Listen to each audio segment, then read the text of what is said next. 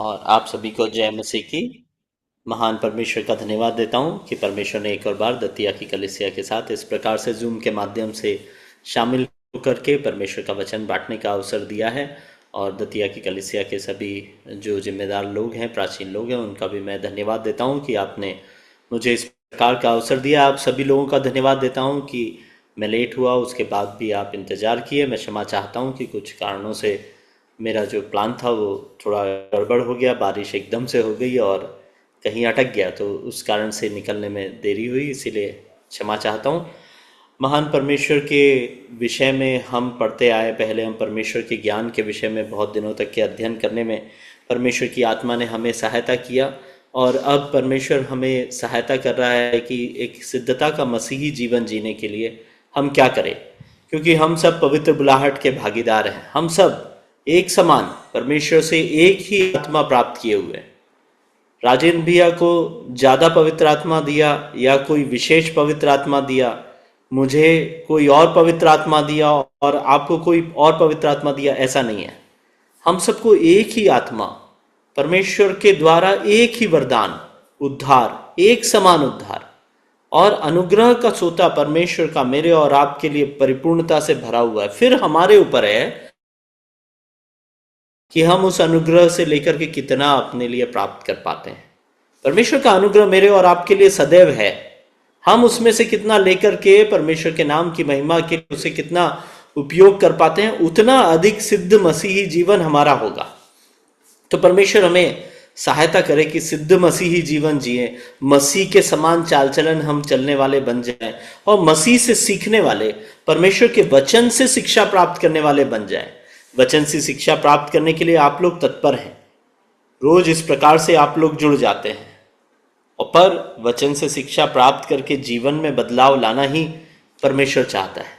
परमेश्वर ने ये वचन हमें इसीलिए दिया है ताकि इसके द्वारा हम मसीह को जान सके और मसीह के स्वभाव को जान सके और उस स्वभाव को अपने जीवन में उतार सके। वो कब होगा? जब हम मसीह के स्वभाव को एक सब तरफ रखेंगे और अपने आप को एक तरफ रखेंगे और अपने आप को जांचेंगे, और जहां जहां कमी होगी उन कमियों को सुधारने के लिए तत्परता से प्रयास करेंगे, विश्वास योग्यता से प्रयास करेंगे। सिर्फ दिखावे के लिए, कलीसिया में आचरण के लिए या अन्य किसी को संतुष्ट करने के लिए वाला बदलाव नहीं, परंतु एक विश्वास योग्यता का सच्चा बदलाव, जहां पर में कि हम अपनी गलतियों को मान करके वाकई में उन गलतियों से तौबा कर ले, यानी मन फिरा ले उन गलतियों से, और उसके बाद एक मसीही जीवन जीने का प्रयास करें। शारीरिक तौर पे यह करना मुश्किल हो जाता है, परंतु परमेश्वर का वचन पवित्र आत्मा की अगुवाई के द्वारा, उसकी सहायता के द्वारा, जो सहायक के तौर पे परमेश्वर ने पवित्र आत्मा हमें दिया है, और कलीसिया की संगति के द्वारा, अगुओं के मार्गदर्शन के द्वारा हमें एक सिद्ध मसीही जीवन जीने में मदद करता है। उसके लिए हम तैयार हैं क्या? तो हम याकूब की पत्री उसके 4थे अध्याय से पिछली बार जब मुझे अवसर मिला था तब अध्ययन कर रहे थे, और वह अध्ययन अधूरा रह गया था। याकूब की पत्री 4था अध्याय, उसका 1 से लेकर के 10 तक के वचनों को हमने पढ़ा था, और उसमें के शुरू के 6 वचन हम अध्ययन कर चुके हैं।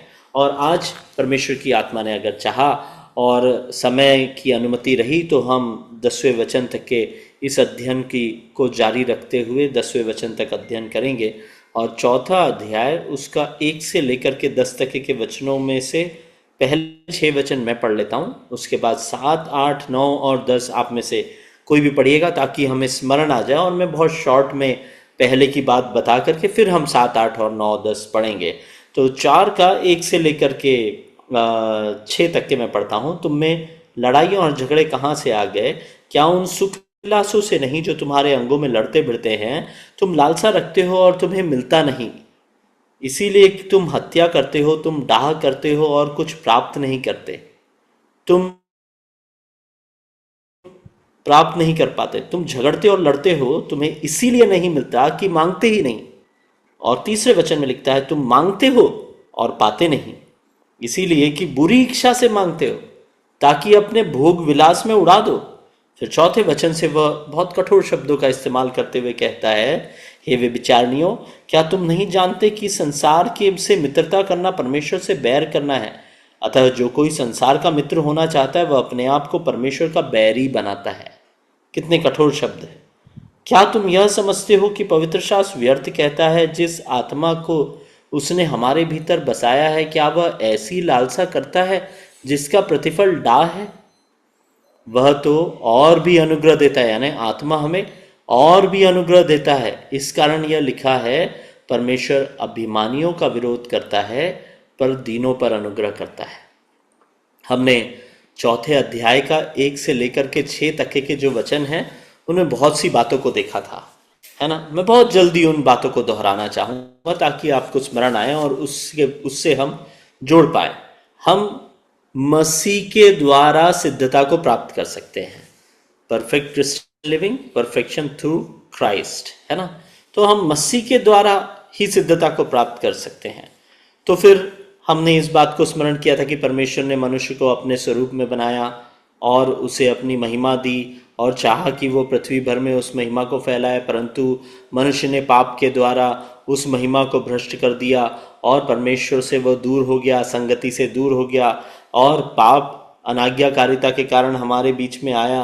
परंतु परमेश्वर चाहता है कि वह संगति जो आदम और हव्वा के साथ में परमेश्वर की अदन की वाटिका में थी, वही संगति मेरे और आपके साथ में उसकी हो जाए। ये परमेश्वर की इच्छा है। उस इच्छा के तहत उसने अपने इकलौते पुत्र प्रभु यीशु मसीह को इस संसार पर भेज दिया जब हम पापी ही थे। तो जो पाप से अज्ञात था वो मेरे और आपके लिए पाप ठहराया गया और काल्वरी के क्रूस पर मारा गया, गाड़ा गया, तीसरे दिन जी उठा ताकि मेरा और आपका उद्धार उस पर विश्वास के द्वारा हो जाए। परमेश्वर की इच्छा है कि हम उसके साथ वापस संगति में आ जाएं।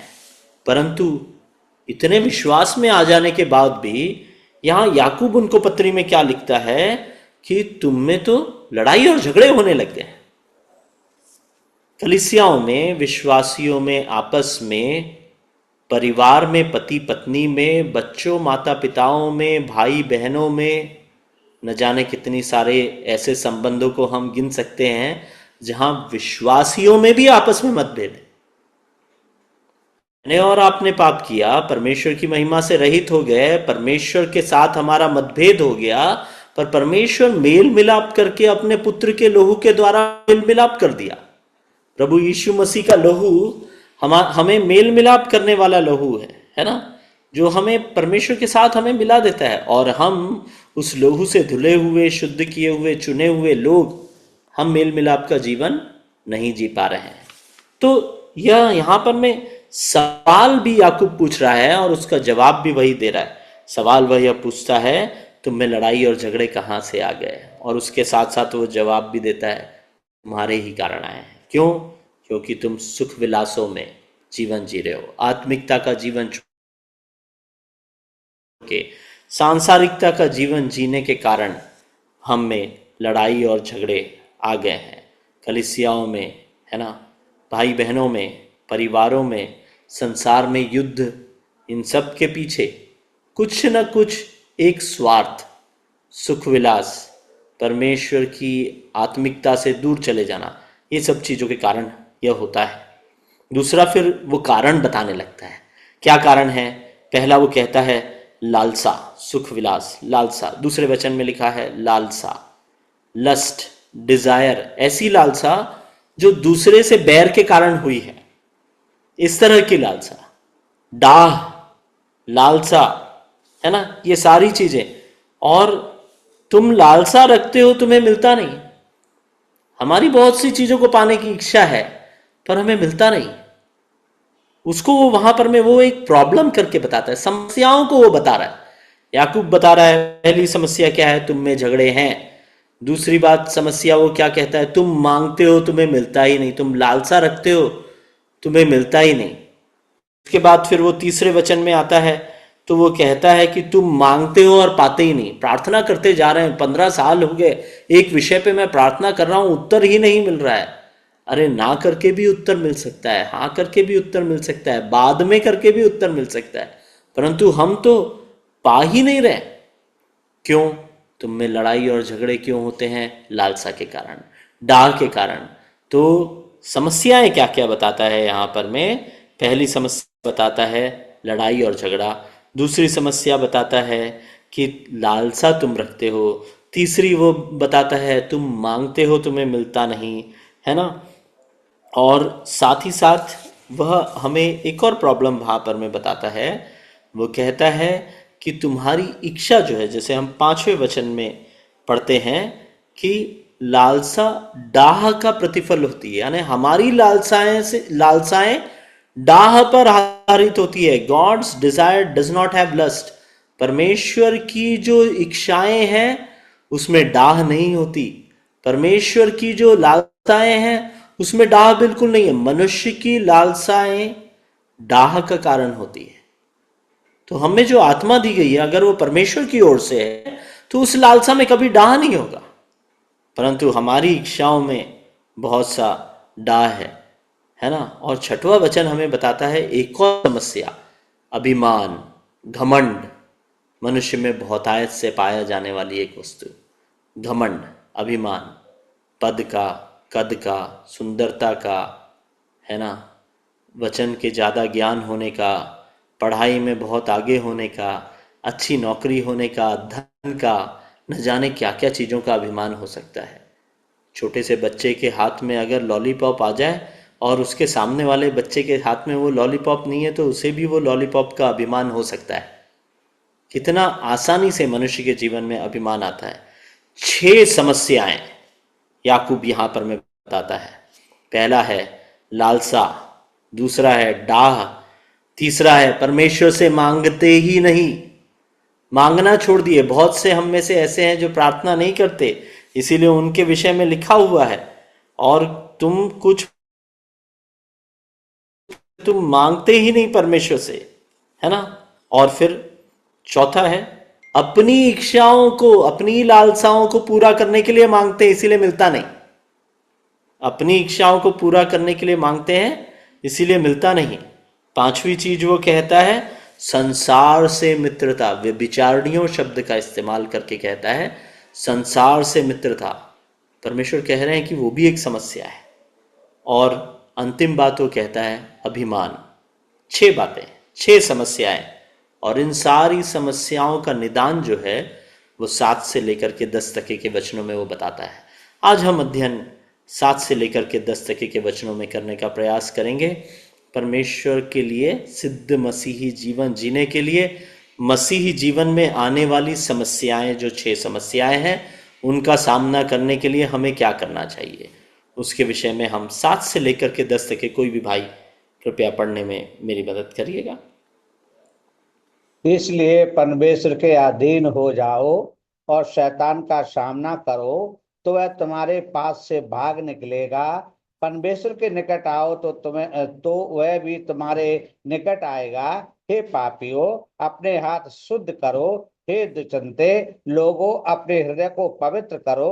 दुखी हो और शोक करो और रो, तुम्हारी हंसी शोक में और तुम्हारा आनंद उदासी में बदल जाए। प्रभु के सामने दीन बनो तो वह तुम्हें शिरोमणि बनाएगा। धन्यवाद भैया। अंतिम जो शब्द है वचन 10वां वचन, वो उसको आप अंडरलाइन कर लीजिए। 10वां वचन क्या कहता है? प्रभु के सामने दीन बनो तो वह तुम्हें शिरोमणि बनाएगा। 4थे अध्याय का पहला वचन ये कहता है तुम में लड़ाई और झगड़े कहां से है? कलीसिया में आप जरा सोच के देखिए, जो लड़ाई और झगड़े आज हो रहे हैं, परिवार में पति पत्नी के बीच में सोच के देखिए, जो लड़ाई और झगड़े आज हो रहे हैं, आपकी कलीसिया में दूसरे विश्वासी के साथ जो मतभेद है, उसमें आप शिरोमणि बनना चाहते हैं। परिवार में जो झगड़ा हो रहा है उसमें पत्नी पति के ऊपर हावी होना चाहती है, वो चाहती है कि उसकी बात सुनी जाए, पति चाहता है कि उसकी बात सुनी जाए। हम सबका उद्देश्य लड़ाई और झगड़े के पीछे क्या है? कि हम शिरोमणि बन जाएं। और परमेश्वर का वचन कितनी आसानी से, कितनी शांति से उसका एक बार में ही एक उपाय बता दे रहा है। क्या उपाय है? प्रभु के सामने दीन बनो। कलीसिया में उस भाई के सामने दीन बनना है, बहुत अच्छी बात है, पति के सामने दीन बनना है, पत्नी के सामने दीन बनना है, माता पिता के सामने दीन बनना है, अन्य भाई बहनों के सामने दीन बनना है। पर वो काफी नहीं है। वो दीनता में सच्चाई तभी होगी जब हम प्रभु के सामने दीन बनेंगे। क्या आपका प्रभु के साथ संबंध कैसा है? मेरा और आपका हर एक लड़ाई झगड़े का 6 समस्याओं को हमने अभी सुना। इन 6 समस्याओं से निकलने के लिए सबसे पहला कदम जो होना है वो है मेरा और आपका प्रभु के साथ संबंध। क्या आप प्रभु के साथ सही संबंध में है क्या? अपने आप को जांचिए। क्या आप विश्वास योग्यता के साथ में उसके शिष्य बने हैं क्या, या सिर्फ नाम मात्र के लिए उद्धार पाए हैं? कलीसिया में संगति के लिए इसलिए जाते हैं क्योंकि वो परिवार का आचरण बन गया है। कलीसिया में आपका एक नाम है। अगर मैं कलीसिया में नहीं जाऊंगा तो मेरी नामधराई हो जाएगी। क्या उस कारण से जा रहे हैं क्या? मुझे वचन का ज्ञान बहुत हो गया है इसीलिए मैं वचन सुनाने कलीसिया में जाता हूं। क्या यह आपका उद्देश्य है क्या? प्रभु के सामने दीन बनना बहुत जरूरी है। और यह बहुत कठिन बात है, क्योंकि दीन बनने में हम दीनता का प्रदर्शन तो बहुत अच्छे से कर सकते हैं। राजेंद्र भैया मुझे फोन करें, मैं तो उनसे इतनी दीनता से बात करूंगा राजेंद्र भैया से कि उन्हें लगेगा अरे टिंकू भाई जैसा दीन मनुष्य तो कोई है नहीं। पर मन में क्या है वो मन को जांचने वाला परमेश्वर जानता है। प्रभु के सामने दीन बनना यानी जिसे अंदर बाहर मेरा और आपका हर एक विचार मालूम है। गंभीरता की बात है यह, जिसे मेरा और आपका एक एक विचार मालूम है, उसके सामने दीन बनना अर्थात सत्यता के साथ दीनता। मेरा और आपका संबंध परमेश्वर के साथ अगर अच्छा रहेगा तो परिवार में संबंध अच्छा रहेगा, पत्नी से संबंध अच्छा रहेगा, बच्चों से संबंध अच्छा रहेगा, बच्चों का माता पिता के साथ संबंध अच्छा रहेगा, कलीसिया में अगुओं के साथ संबंध अच्छा रहेगा, आपस में भाई बहनों के साथ कलीसिया में संबंध अच्छा रहेगा। कब? जब मेरा परमेश्वर के साथ संबंध अच्छा रहेगा। इसलिए मेरे प्रियो, हमारे लिए जरूरी है कि हम परमेश्वर के साथ अपने संबंध को पहले देखें।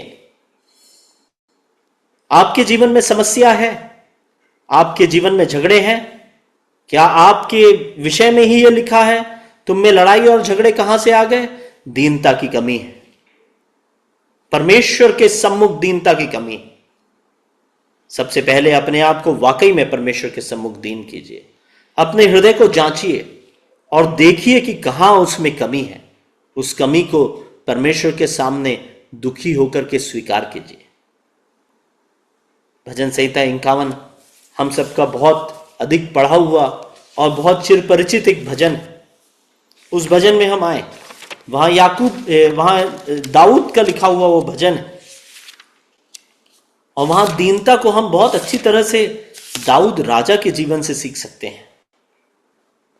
वहां पर में दाऊद राजा का वो वाला क्षण है जहां पर में कि वे पाप को कर बैठते हैं, बेरशेबा के साथ में व्यभिचार कर लेते हैं और उसके पति उरिया को वो मरवा देते हैं। अपनी एक गलती को छुपाने के लिए कई गलतियों को कर देते हैं।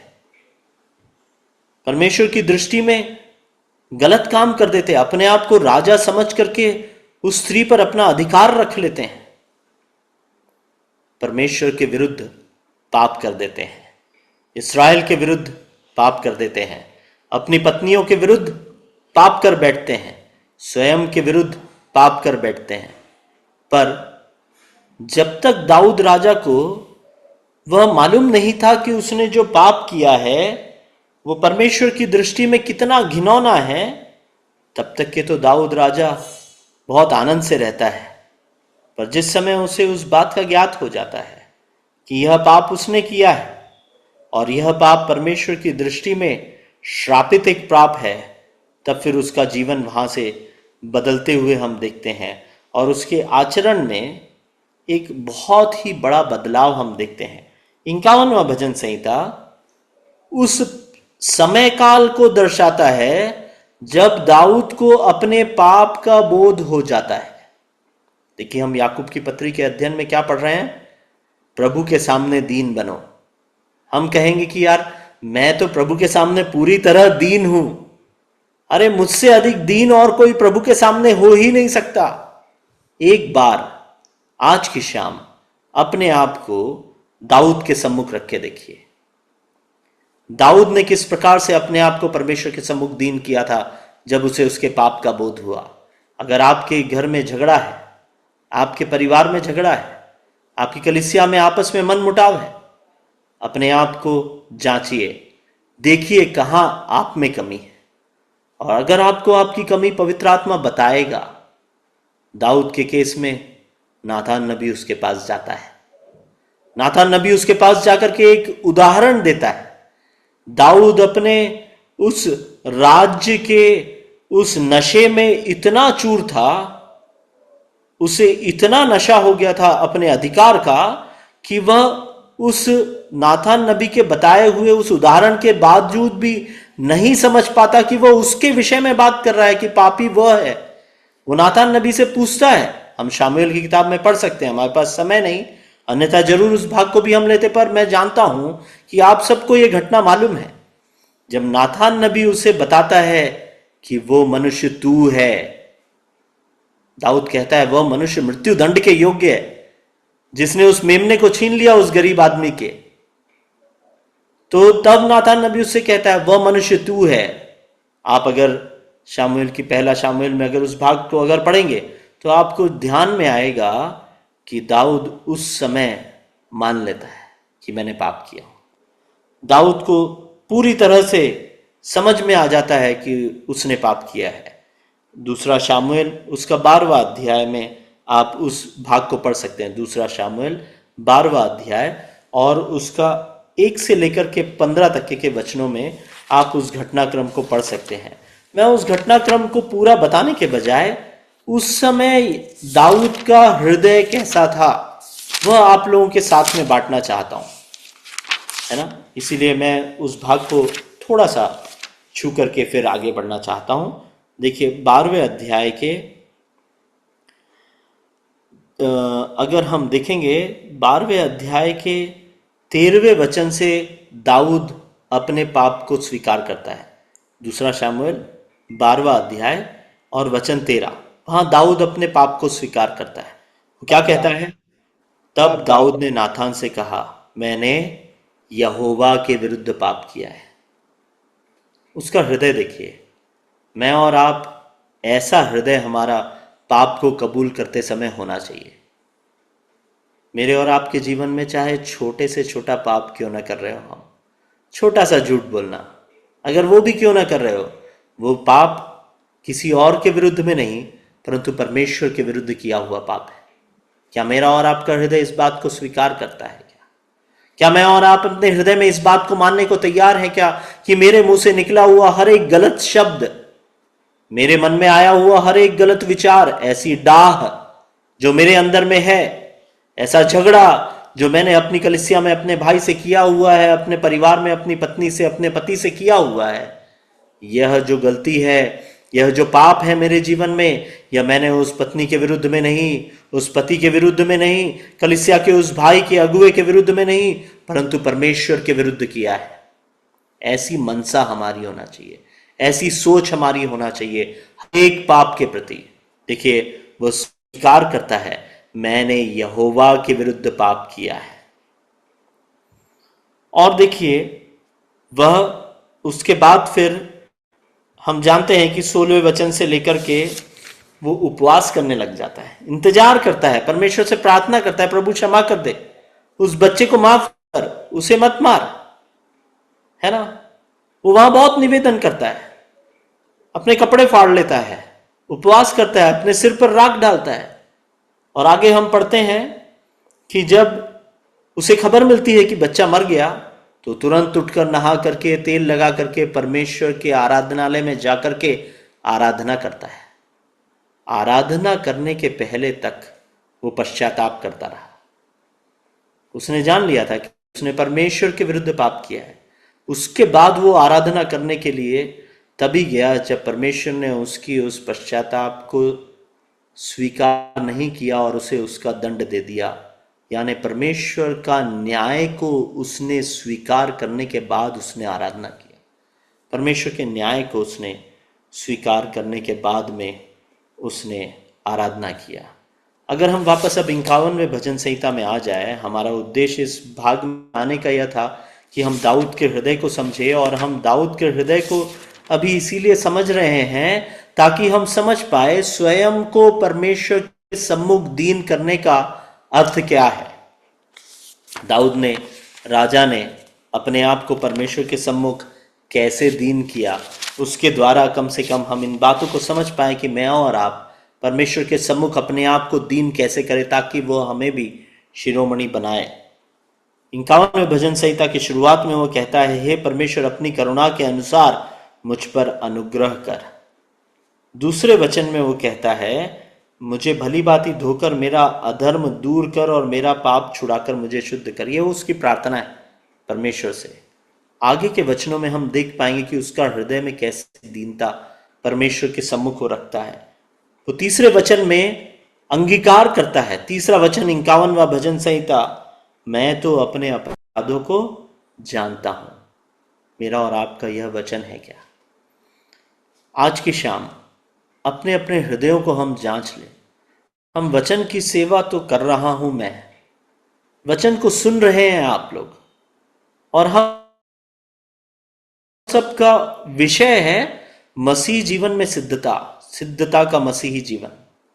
क्या आज मैं और आप स्वीकार करने को तैयार हैं क्या दाऊद के समान कि मैं अपने अपराधों को जानता हूं? निश्चय ही मैं तो यहां जो बैठा हूं, मैं अपने अपराधों को जानता हूं। आप में से हर एक भी अपने अपने अपराधों को जानते हैं। किसी से उसका अपराध छिपा नहीं है। भले बुरे के ज्ञान का वृक्ष मनुष्य ने तोड़ा, फल तोड़ा और खाया, उसे भला और बुरा का ज्ञान हो गया। मैंने और आपने परमेश्वर के वचन में कई बार इन चीजों को सीख लिया कि क्या भला है, क्या बुरा है, क्या पाप है, क्या अपराध है और क्या भला है। मैं अपने अपराधों को जानता हूं। क्या हम दीनता के साथ परमेश्वर के सम्मुख ऐसे आकर के ऑनेस्टली, ईमानदारी के साथ में अपने अपराधों को मान सकते हैं? क्या आगे वो क्या कहता है? सिर्फ इतना ही नहीं कि मैं अपने अपराधों को जानता हूं, तीसरे वचन में दाऊद ये कहता है, मेरा पाप निरंतर मेरी दृष्टि में रहता है।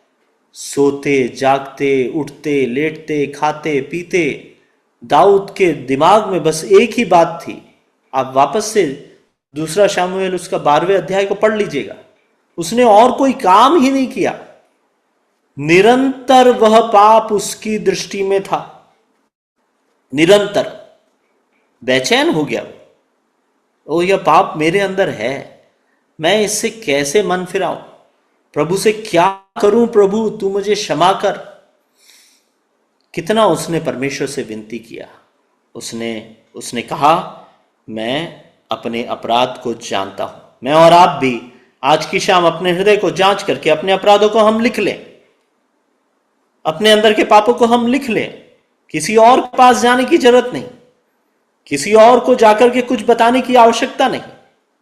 परमेश्वर के सम्मुख अपने आप को दीन करें और उसको अपने अपराध लिख करके आज मान ले और कहें कि मैंने पाप किया है, मुझ में ये अपराध है।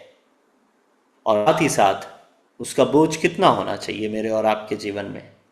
दाऊद के जीवन से हम सीखें कि हमारे जीवन में हमारे अपराधों का बोझ हमें कितना होना चाहिए? निरंतर निरंतर। क्या मैं और आप इतनी गंभीरता से अपने पापों को लेते हैं क्या, जितनी गंभीरता से दाऊद ने लिया है?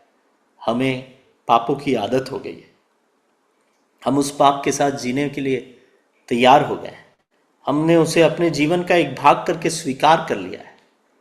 परमेश्वर चाहता है कि मुझ में और आप में एक बूंद भी पाप ना हो, पाप का एक कण भी ना हो। तो यहां पर मैं दाऊद कहता है कि निरंतर मेरी दृष्टि में रहता है। देखिए, इतना बोझ अगर रहेगा ना पाप के प्रति, अगर आप उसे लिख लेंगे, मान लीजिए कि मैं झूठा हूं, ये उस तरह हो गया है कि मैं एक तख्ती लगा लिया हूं अपने गले में और लटका के घूम रहा हूं सबके सम्मुख। कलीसिया में जब जा रहा हूं तो बोल रहे अरे टिंकू भाई कैसे हो, जय मसीह की। तो मेरे तख्ती दिख रही है सबको, अरे टिंकू भाई नहीं है, झूठा है, मेरा पाप निरंतर मेरी दृष्टि में रहता है। हम उतनी गंभीरता से अपने पापों को लेने वाले अगर बन जाएंगे तो कभी वो तख्ती नहीं लगेगी फिर। अन्यथा समझ लीजिए हम कितना भी अच्छा आचरण प्रदर्शन दूसरों के सम्मुख कर रहे हैं, हमारे सम्मुख वो तख्ती लगी हुई है। परमेश्वर इन बातों को समझने में हमारी सहायता करे। चौथे वचन में 51 भजन संहिता के चौथे वचन में दाऊद कहता है मैंने केवल तेरे ही विरुद्ध पाप किया है। ये वही वचन है हमने अभी पढ़ा था, मैंने यहोवा के विरुद्ध पाप किया है करके वो नाथान के सम्मुख स्वीकार करता है। उसी बात को उसने यहां दोहराया है, मैंने केवल तेरे ही विरुद्ध पाप किया है। देखिए उसने तो इसराइल के विरुद्ध भी पाप किया था, उसने शमूएल का भी विश्वास तोड़ दिया, उसने तो अपनी पत्नियों का भी विश्वास तोड़ दिया था, उसने तो सबके सम्मुख पाप किया। पर दाऊद कहे नहीं, बाकी लोगों के सम्मुख हाँ उनके सम्मुख मैंने गलत किया, पर प्रभु गंभीरता तो तभी अहम रहेगी जो मुझे दंड दे सकता है। क्या राजा दाऊद को परमेश्वर के अलावा कोई और दंड दे सकता था क्या?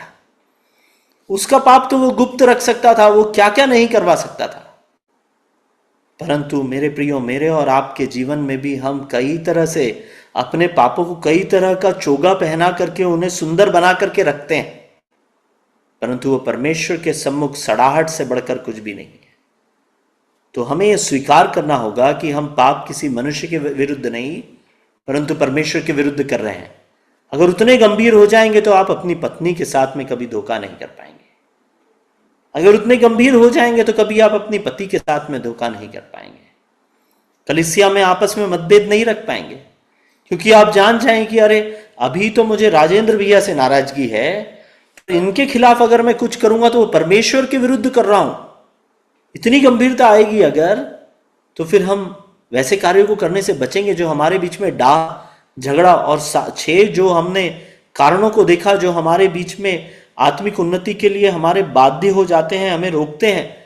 उन 6 चीजों से बच पाएंगे दाऊद जैसा हृदय होकर के, परमेश्वर के सम्मुख अपने आप को दीन करते हुए। और क्या कहता है वो वहां पर में चौथे वचन में, और जो तेरी दृष्टि में बुरा है वही किया है, मैंने सिर्फ वही किया है जो तेरी दृष्टि में बुरा है। आगे का वचन बहुत महत्वपूर्ण वचन है, चौथे वचन का अंतिम भाग। वो ये कहता है 51वां भजन संहिता चौथा वचन का अंतिम भाग, ताकि तू बोलने में धर्मी और न्याय करने में निष्कलंक ठहरे। परमेश्वर बोलने में धर्मी है, न्याय करने में निष्कलंक है। उसने जिस समय नातान नबी को भेजा था उसके पहले ही उसने दाऊद का न्याय कर दिया था। परमेश्वर ने कह दिया था, आप उस भाग को पढ़िएगा, उसने कह दिया था कि तूने यह जो कुकर्म का काम किया है सारे इस्राएल के सम्मुख, मैं तेरी बीवियों के साथ में कुकर्म करवाऊंगा, सारा इस्राएल उसे देखेगा, यह बच्चा बचेगा नहीं, यह बच्चा मर जाएगा। वो न्याय को नातान नबी से सुन लेने के बाद भी दाऊद अपनी विश्वास योग्यता, परमेश्वर के सम्मुख अपनी दीनता का प्रदर्शन करते हुए क्या कहता है, प्रभु मैंने तेरे विरुद्ध जो पाप किया है उसके लिए तूने मुझे जो दंड की घोषणा नातान नबी के द्वारा किया है वो दंड मुझे स्वीकार है, मैं उस दंड को स्वीकार करता हूं। मेरे किए हुए पाप की सजा जो तू मुझे देने वाला है मुझे वो स्वीकार्य है, क्योंकि तू धर्मी है, तू धर्मी है और न्याय करने में निष्कलंक है तू। देखिए मैं और आप इतनी दीनता अपने जीवन में लाना हमें जरूरी है। दाऊद के जीवन से ये दीनता हमें देखना जरूरी है।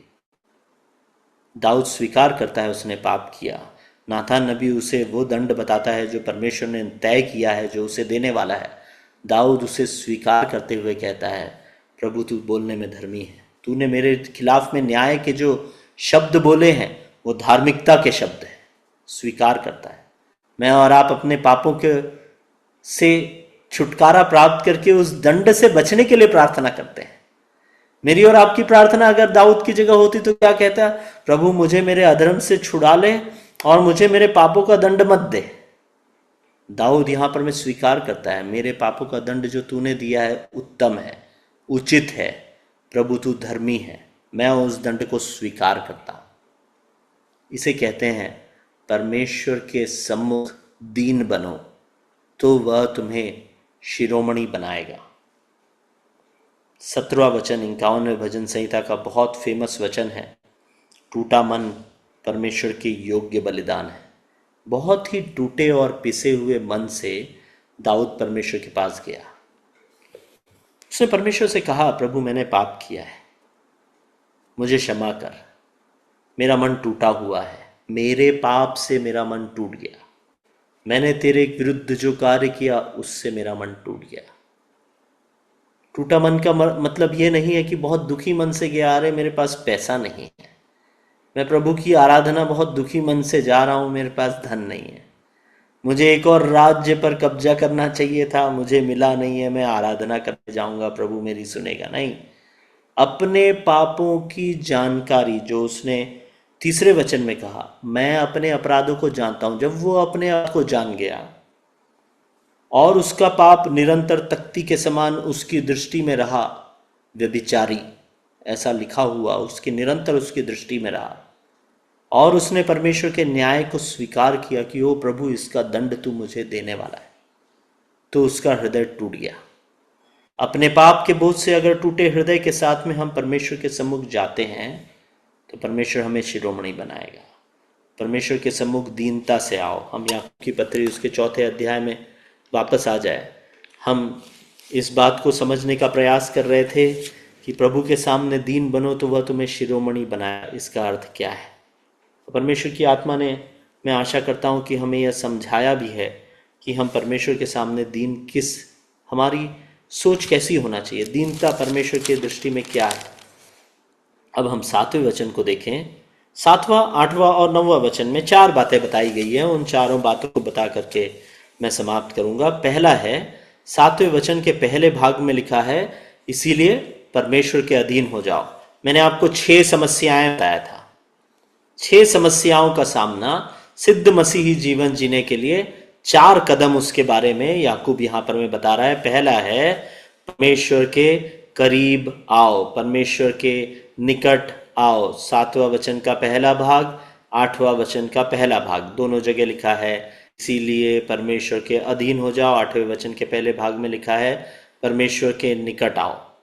तो मेरे और आपके जीवन में जो समस्याएं हैं, झगड़े के, आपस में मनमुटाव के, आपके परिवार में जो कलह है, जो बच्चे आपकी बात नहीं सुन रहे हैं, जो बच्चों को माता पिता से लगाव नहीं है, पति पत्नी में जो झगड़ा है, कलीसिया में जो झगड़ा है, इसके लिए सबसे पहला कदम जो उठाना है वो उस भाई, उस बहन, उस माता पिता के पास जाने के पहले परमेश्वर के निकट आओ, उसके सामने दीन बनो। तो परमेश्वर मेरे और आपके बीच में उन लड़ाई झगड़ों को, डाह को समाप्त करेगा। 7वें वचन के दूसरे भाग में लिखा है, शैतान का सामना करो। यह है दूसरा स्टेप। परमेश्वर के निकट आए बगैर शैतान का सामना नहीं हो सकता। पहला कदम परमेश्वर के निकट आओ, दूसरा कदम 7वां वचन के दूसरे भाग में लिखा है, शैतान का सामना करो। उसके बाद हम आगे बढ़ते हुए 8वें वचन के दूसरे भाग में जो भाग लिखा है, जहां लिखा है कि हे पापियों अपने हाथ शुद्ध करो, हे दुचित्ते लोगों अपने हृदय को पवित्र करो। तो ये है तीसरी चीज, हमें अपने पापों को मान करके, उसे अंगीकार करके मन फिराना होगा। पापों को मान के, अंगीकार करके फिराना होगा। परमेश्वर के निकट आएंगे तो हम शैतान का सामना कर पाएंगे। जब शैतान का सामना करेंगे और शैतान हमें छोड़ के भागेगा अपने उन आदतों से, जिन आदतों में शैतान का अधिकार था, उनसे, उन्हें मान करके, वो गलत है मान करके उनसे मन फिराएंगे। तीसरा स्टेप, एक्सेप्ट एंड रिपेंट, है ना, अपनी गलतियों को माने और उनसे मन फिराए। और चौथा और अंतिम भाग जो है, बात जो है, वो हम पाते हैं, अपने पापों के लिए शोक मनाओ। 9वें वचन में, दुखी हो, शोक करो और रो। हमने अभी 51वें भजन संहिता के 17वें वचन में पढ़ा था, टूटा हृदय परमेश्वर के योग्य बलिदान है। जब आपके पाप के बोझ से आप रोएंगे, तब परमेश्वर आपके हृदय को जांचने वाला प्रभु ये समझ जाएगा कि हाँ, इस भाई ने, इस बहन ने अपने आप को मेरे सम्मुख दीन किया है। कौन है ऐसा जिसे उसके पापों का बोध हो जाए और उसको शोक ना हो? क्या आप लोगों ने अपने जीवन में ऐसा अनुभव किया है? बच्चे कई बार जब बहुत छोटे होते हैं, जब वो मन के बहुत ही सच्चे होते हैं, तब जब उनकी गलती पकड़ में आ जाती है तो वो रोने लगते हैं, दुखी हो जाते हैं। आज मैंने अपने पापा का हृदय तोड़ दिया। पापा, मैं आपकी बात नहीं मान पाया। मम्मी, मैं आपकी बात नहीं मान पाया। क्या मैं और आप अपने पिता परमेश्वर के सम्मुख इस प्रकार से शोक मनाते हैं क्या कि प्रभु, तूने मेरे लिए जो ठहराया था मैं उसे नहीं ग्रहण कर पाया? दाऊद ने शोक मनाया। हमने 51 भजन संहिता और दूसरा शामुएल 12वें अध्याय में पढ़ा है। तो हम परमेश्वर के पास अपने पापों को ग्रीव करें, है ना? तब फिर परमेश्वर मानेगा। जो कि सबसे मुख्य स्टेप है वो है हम्बल दाई सेल्फ, परमेश्वर के सामने दीन बनो। तो इन कदमों को करने में परमेश्वर मेरी और आपकी सहायता करे। इसमें सबसे महत्वपूर्ण भाग जो है वो ये है अपने आप को परमेश्वर के सम्मुख दीन करना। और राजा दाऊद का उदाहरण मुझे और आपको हमेशा स्मरण रहे कि कैसे पाप को अपने जीवन में अंगीकार करके उसने उसमें से परिवर्तन करके कभी भी उस घटना के बाद एक भी ऐसा पल, एक भी ऐसा घटना हम लिखा हुआ परमेश्वर के वचन में नहीं पाते जहां दाऊद के पाप के विषय में वर्णन किया गया। मन फिरा उसे कहते हैं। एक बार पाप से पलटने के बाद फिर कभी वो न दोहराना। दाऊद के जीवन में इसीलिए उसने अनुग्रह पाया। इसीलिए मेरे मन का सा मनुष्य करके परमेश्वर उसके विषय में गवाही देते हैं। यही गवाही मेरे और आपके लिए भी परमेश्वर की होने पाए और परमेश्वर उसकी सामर्थ्य सबसे पहले मुझे और आपको दें कि हम परमेश्वर के वचनों पर चलते हुए सिद्ध मसीह जीवन जीने वाले बन जाएं। एक और बार आप सब लोगों को बहुत धैर्य के साथ इस वचनों को सुनने के लिए मैं आपका धन्यवाद देना चाहता हूँ। राजेंद्र भैया और अन्य लोगों का भी धन्यवाद देना चाहता हूँ जो कलीसिया से संबंध रखते हैं। सबको जय मसीह की।